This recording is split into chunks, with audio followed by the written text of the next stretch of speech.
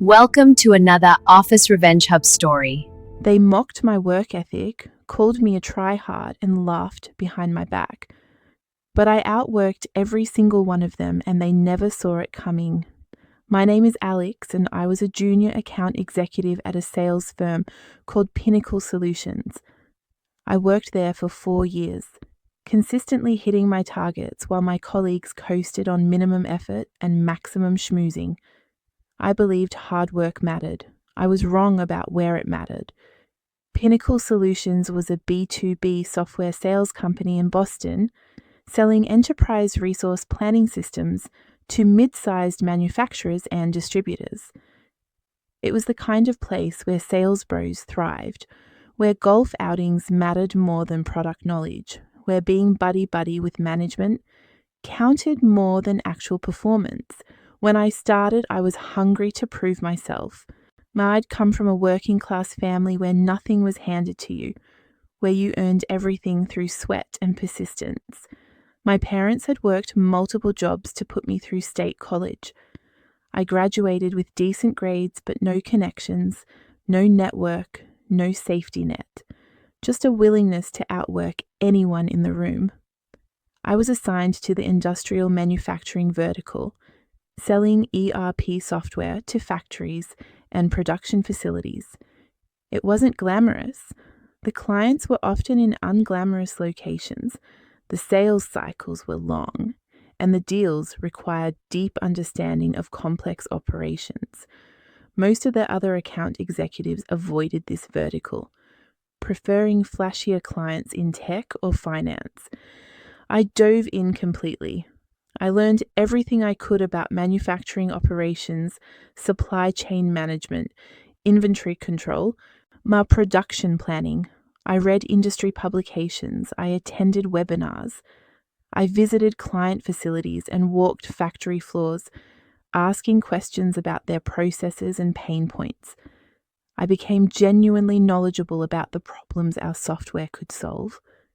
My approach to sales was methodical and thorough. I did extensive research before every call. I prepared detailed proposals, customized to each prospect's specific needs. I followed up consistently. I built relationships based on trust and expertise rather than superficial charm. It worked. I consistently hit my quota, usually finishing in the top third of the sales team. My clients liked me because I actually understood their businesses and cared about solving their problems rather than just closing deals. But my colleagues thought I was a joke. The sales floor at Pinnacle had a distinct culture. The top performers were guys like Chad, Ryan, and Brett, smooth talkers who spent more time at bars with prospects than actually working. They'd roll into the office at 10 a.m., make a few calls, take long lunches, leave by 4, and somehow still close big deals through relationships and personality. They looked at me, the guy who showed up at 7:30 a.m., stayed until 6 or 7 p.m., and spent weekends preparing proposals, and they saw a sucker, someone who didn't understand how the game was really played. The mocking started subtle. Chad would walk past my desk and comment loudly about how I was already working when he arrived. "Must be nice to have no life," he'd say with a laugh. Others would join in. Now, Alex is making us look bad again. Try hard alert. Someone needs to teach this guy about work-life balance. I brushed it off initially. I figured they were just being typical sales bros, giving each other crap. But it escalated. They started calling me the grinder in a mocking tone. They'd make jokes about me during team meetings, suggesting I must be compensating for lack of natural talent with excessive effort. When I'd share insights about clients or the industry, they'd exchange glances and smirk, like I was trying too hard to impress management. My manager, a guy named Steve Hutchins, did nothing to stop it. In fact, he seemed to encourage it. Steve was a former top performer who'd been promoted into management, and he valued the bro culture. He played golf with Chad and Ryan. He went to happy hours with the top performers and talked about sports and weekend plans. I was never invited. I wasn't part of the club. During quarterly reviews, Steve would acknowledge my numbers, but always with qualifications. Alex hits his targets, which is great, but he needs to work on efficiency. He's putting in twice the hours of our top performers to achieve similar results. That's not scalable. The implication was clear. I was succeeding through brute force rather than skill. I was grinding out mediocre results through excessive effort instead of achieving excellence, through natural talent and relationship building. It stung because it felt unfair. I was doing the work properly, thoroughly, building sustainable client relationships. They were taking shortcuts, relying on charm and connections, while closing deals that sometimes fell apart during implementation because they'd oversold capabilities or misunderstood requirements. But management loved them because they made it look easy. And they mocked me because I made it look hard. The breaking point came during a company sales conference in Miami. It was supposed to be a celebration and strategy session, but it was mostly an excuse for the sales team to party on the company's dime. I attended the actual sessions, took notes, asked questions, tried to learn from the speakers and workshops. Most of my colleagues were hungover, barely showing up, treating the whole event like a vacation. On the final night, there was an awards ceremony and dinner. They announced the top performers of the year. Chad won President's Club for the third year running. Ryan and Brett were also recognised. Now, I'd had a solid year, finishing 7th out of 40 account executives, but I wasn't on stage. During the dinner, I sat at a table with some of the middle performers, people who weren't part of the inner circle but weren't pariahs either. Chad's table, the cool kids' table, was getting progressively drunker and louder. I heard my name and looked over. Chad was standing, holding his award, clearly wasted. "I want to make a toast," he announced loudly, "to Alex Chen, the hardest working guy in the office. The only person who makes sales look like actual work instead of the easy money it should be." Everyone laughed. Steve was laughing. The other managers were laughing. "Seriously, Alex," Chad continued, pointing at me, "you need to relax, man. You're making the rest of us look bad with all that effort. We're out here closing deals on the golf course and you're writing 20-page proposals nobody reads. Work smarter, not harder, brother." More laughter. I felt my face burning. Everyone was looking at me, waiting for my response. I stood up and the room went quiet for a moment. I could have called him out, could have defended myself, could have pointed out that his President's Club was built on relationships Steve had handed him rather than actual skill, but I didn't. "Congratulations on your award, Chad," I said evenly. Then I sat down. The moment passed. Chad shrugged and moved on to another toast. The dinner continued, but something inside me had broken. I flew home the next day feeling hollowed out.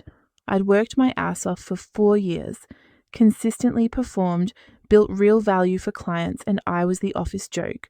The try-hard, the grinder, the guy who didn't understand that sales was about relationships and personality, not actual work. The Monday after the conference, Steve called me into his office. I thought maybe he was going to apologize for the humiliation at the dinner, acknowledge that Chad had crossed a line. Instead, he told me I was being put on a performance improvement plan.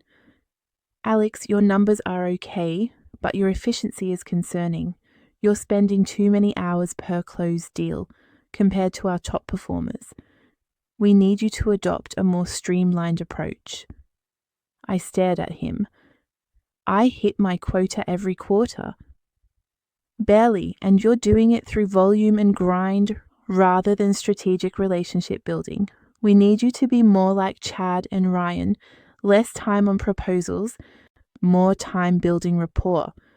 Chad mocked me in front of the entire company last week, and you laughed." Steve shifted uncomfortably. "That was just guys being guys. Don't take it personally." "How should I take it?" "Look, Alex, you're a solid performer. but you need to fit in better with the team culture. The PIP is designed to help you improve your approach. If you can't adapt, this might not be the right environment for you. There it was, the threat: change who I am, abandon the work ethic that had gotten me this far, become more like the bros who mocked me, or leave. I went back to my desk in a daze. I was being punished for working hard, for doing things thoroughly, for actually giving a damn about clients and product knowledge. The PIP was a joke. It required me to attend more networking events and spend more time on relationship development with prospects, and reduce my average time to close by 20%. The metrics were designed to force me to adopt the superficial sales approach I'd been actively avoiding. I complied mechanically. I went to the networking events and felt out of place, among people who bonded over college sports and craft beer recommendations. I tried to speed up my sales process by cutting corners on research and proposal quality. My performance suffered, my close rate dropped. Clients who'd appreciated my thoroughness noticed the change and weren't happy. 8 weeks into the PIP, Steve called me in again. "Alex, your numbers have declined. I don't think this is working out. We're going to have to let you go. You put me on a plan that required me to abandon the approach that was working. We required you to adapt to our culture and best practices. You chose not to. This is a mutual parting of ways." It wasn't mutual. I was being fired for not being enough like the people who mocked me. They gave me 2 weeks of severance and walked me out that afternoon. I packed my desk while Chad and Ryan watched from across the floor, barely concealing their smirks. The grinder had finally ground to a halt. I drove home and sat in my apartment for 3 hours, staring at the wall. 4 years of work, 4 years of dedication and effort and results, ended because I didn't fit the bro culture, because I took work seriously instead of treating it like a game, because I actually cared about doing things right. My girlfriend, Maria, the ham, came home from her job and found me on the couch. What happened? I told her everything, the PIP, the firing, the years of mockery. She listened, getting angrier as the story progressed. They fired you for being good at your job? They fired me for not being like them. That's insane and illegal, probably. Maybe, but fighting it would cost money I don't have and burn bridges I might need. She hugged me. What are you going to do? I have no idea. The next few weeks were brutal. I applied for sales positions at competing software companies, but the market was tight and my sudden departure from Pinnacle raised questions I struggled to answer without bad-mouthing my former employer. Money became a problem fast. I had some savings, but not enough to cover rent, student loans, and basic expenses for more than a couple months. Maria offered to help, but she was barely covering her own expenses on a non-profit salary. I started having panic attacks. I'd wake up at 3 a.m., convinced I'd never work again, that I'd been blacklisted, that my entire career approach had been wrong, and I'd wasted years on a fundamental misunderstanding of how the professional world worked. Maybe they were right. Maybe I was a grinder who didn't understand the game. Maybe hard work and product knowledge didn't matter as much as relationships and personality. Maybe I'd been naive to think otherwise. The self-doubt was crushing. I started questioning everything, my work ethic, my values, my approach to life. Had I been doing it wrong all along? I stopped applying for jobs after 3 weeks. I couldn't face more rejection, and I just existed, moving through my days in a fog, sleeping poorly, eating irregularly, withdrawing from Maria and friends. 6 weeks after being fired, Maria sat me down for a hard conversation. "I love you, but I'm worried about you. You've given up. You're not even trying anymore."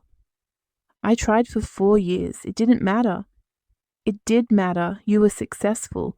You helped clients. You hit your targets. One toxic company doesn't define your worth. They all thought I was a joke. They were jealous. You were doing real work while they were playing golf and calling it networking. They mocked you because you made them look bad. I wanted to believe her, but I couldn't. If I was really good, I wouldn't have gotten fired. You got fired for not fitting into a frat house culture. That's not a reflection on you. That's a reflection on them. She was right, logically, but emotionally I couldn't accept it. I felt like a failure. The turning point came from an unexpected source. I got a LinkedIn message from one of my former clients, a woman named Jennifer Martinez, who was the operations director at a manufacturing company I'd sold our ERP system to 2 years earlier. Alex, I heard you left Pinnacle Solutions. I wanted to reach out because you were the best sales rep we ever worked with. You actually understood our business. Our new rep from Pinnacle doesn't have a clue. If you're looking for opportunities, I'd love to connect you with some people in my network who could use someone with your expertise and work ethic. I read the message 3 times. She'd valued exactly what Pinnacle had mocked. My understanding of the business, my work ethic, my expertise. I responded, thanking her and explaining that I was open to opportunities. She connected me with a former colleague who'd moved to a competing ERP software company called Summit Systems. That led to a phone call, which led to an interview, which led to a job offer. Summit Systems was smaller than Pinnacle, less flashy, but they valued substance over style. The sales director who interviewed me was impressed by my client relationships and industry knowledge, not put off by my work ethic. We don't care how many hours you work, he told me. We care about results and client satisfaction.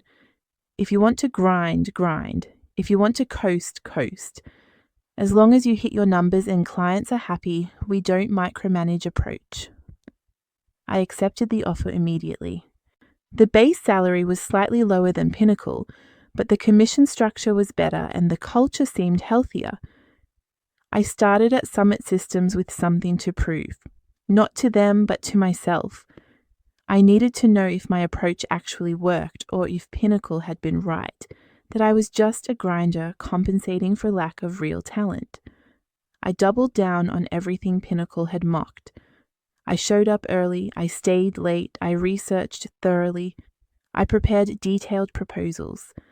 I visited client sites and learned their operations. I built relationships based on expertise and trust, rather than superficial networking. And it worked. Within 3 months, I'd closed 2 significant deals. Within 6 months, I was the top performer on my team. Within 9 months, I was leading the entire sales organization in revenue. The difference was the environment. Summit Systems appreciated what I brought. They didn't mock my preparation or question my hours. They celebrated my results and promoted my approach as a model for other account executives. I started getting speaking invitations, opportunities to present at sales conferences about consultative selling and deep industry expertise. The same approach that had made me a joke at Pinnacle made me a rising star at Summit. A year after leaving Pinnacle, I heard through the industry grapevine that they were struggling. Several major clients had left, unhappy with service quality and implementation failures. Chad had been fired for misrepresenting product capabilities to close a deal that turned into a legal nightmare. Ryan had left for a competitor. Steve had been demoted after the client retention numbers tanked. The bro culture that had thrived on shortcuts and superficial relationships couldn't sustain long-term success. The chickens were coming home to roost. I was approached by a headhunter about a senior sales position at a fast-growing software company. The role would have been a significant step up, but I was happy at Summit. I used the offer to negotiate a promotion at Summit instead, becoming a team lead with equity in the company. 18 months after leaving Pinnacle, I was managing a team of 5 account executives, teaching them the thorough, client-focused approach that Pinnacle had mocked. My team consistently outperformed the rest of the sales organization. We had the highest client satisfaction scores and the best retention rates. The revenge wasn't dramatic. Now, I didn't sabotage Pinnacle or publicly call them out. I just succeeded using the exact approach they'd told me was wrong. I proved that hard work and expertise matter, that taking the time to do things right builds sustainable success, that grinding isn't a weakness when it's applied strategically. 2 years after leaving Pinnacle, I ran into Steve at an industry conference. He looked older, tired, diminished from the confident sales manager I remembered. "Alex," he said, clearly uncomfortable, "I heard you're doing well at Summit." "I am, leading the sales team there now." "That's great. Good for you." We stood in awkward silence for a moment. Then Steve spoke again. "Look, I wanted to say I'm sorry for how things went down at Pinnacle. The PIP, the firing, all of it. And we made a mistake letting you go." "Why are you telling me this?" "Because Pinnacle's struggling. We lost a lot of good people and a lot of good clients. The culture I thought was our strength was actually destroying us from the inside. I see that now." "What do you want from me, Steve?" "Nothing. I just wanted you to know we were wrong. You were right about how to do the work. We should have valued that instead of mocking it." I could have gloated, could have pointed out all the specific ways they'd failed, could have told him exactly how much better I was doing without them, but I didn't. "I appreciate you saying that. I hope you figure things out." I walked away feeling nothing, no satisfaction, no vindication, just a quiet confirmation that I'd been right all along. 3 years after leaving Pinnacle, Summit Systems was acquired by a major software conglomerate. My equity stake meant I walked away with enough money to pay off my student loans, buy a house, and have significant savings for the first time in my life. The acquiring company offered me a director position overseeing multiple sales teams across their portfolio. I accepted, and suddenly I was making more money and having more impact than I ever could have at Pinnacle. I heard that Pinnacle had been sold to a private equity firm that gutted the company, fired most of the sales team, including Steve, and merged what was left into another portfolio company. The Pinnacle Solutions brand disappeared entirely. The bureaus who'd mocked my work ethic were scattered across the industry, in most of them struggling to replicate the success they'd had in an environment that rewarded their superficial approach. Chad bounced between several companies before leaving sales entirely. Ryan took a job at a much smaller firm for significantly less money. Brett disappeared from the industry altogether. Meanwhile, I was building a career based on the exact principles they'd ridiculed: hard work, preparation, expertise, client focus, integrity.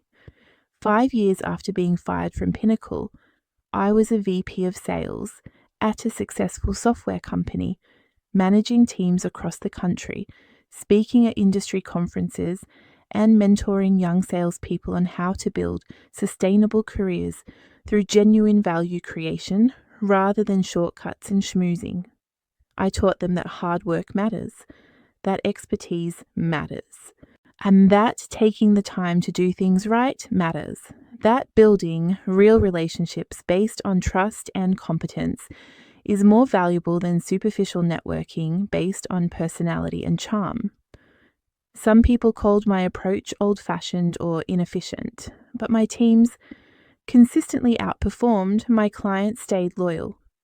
My people developed into genuine professionals rather than smooth-talking order takers. I ran a conference panel on consultative selling, and someone in the audience asked how I'd developed my approach. I was fired from my first sales job for working too hard, I said. My colleagues mocked my work ethic and told me I didn't understand how sales really worked.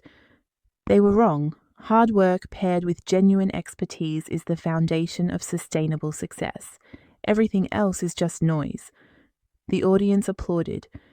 After the session, dozens of salespeople approached me with similar stories. They'd been mocked for being tryhards, for caring too much, for doing actual work instead of coasting on personality. They wanted to know how to succeed despite the toxic cultures that valued flash over substance. I told them what I'd learned, that the mockery is often jealousy, that people who take shortcuts resent those who do the work properly because it exposes their inadequacy, that organizations that reward style over substance eventually collapse under the weight of their own superficiality. I told them to find environments that value what they bring, to never apologize for working hard or caring deeply, to build their careers on foundations that can't be taken away by changing trends or shifting politics. I told them that outworking everyone isn't about hours logged or grinding mindlessly. It's about bringing excellence to everything you do, about being the person who actually knows what they're talking about, who solves real problems, who builds real value. The revenge I'd achieved wasn't personal. It wasn't about destroying the people who'd mocked me or the company that had fired me. It was about proving a principle, about demonstrating that substance beats style in the long run, that hard work and expertise create sustainable success, that superficial charm never can. Pinnacle Solutions mocked my work ethic and fired me for not fitting their bro culture. I outworked them all, built a successful career on the exact principles they'd ridiculed, and watched their culture of shortcuts and superficiality collapse while mine thrived. That's the only revenge that matters, not destruction, but construction, not proving them wrong through words, but through results, not getting mad, but getting better. They thought I was a grinder who didn't understand the game. They were right that I didn't understand their game. But I was playing a different game entirely, one with better rules and longer-lasting rewards. I learned that being mocked for your work ethic is usually a sign you're doing something right in an environment that's doing something wrong. That being called a try hard by people who don't try is a compliment, not an insult. That being fired for not fitting a toxic culture is a blessing, not a curse. Most importantly, I learned that you don't need to convince people who mock excellence that excellence matters. You just need to keep pursuing excellence until you find people who recognize its value. Those people are out there, the organizations that reward substance over style, expertise over charm, hard work over shortcuts. They exist and they're building the sustainable success that the pinnacles of the world can never achieve. Find those places, build with those people, ignore the mockery and keep grinding, not mindlessly but purposefully. The results will speak louder than any words ever could. If you've ever been betrayed at work, you're not alone. Where are you watching from right now? Drop it in the comments. Subscribe to Office Revenge Hub for more powerful workplace revenge stories.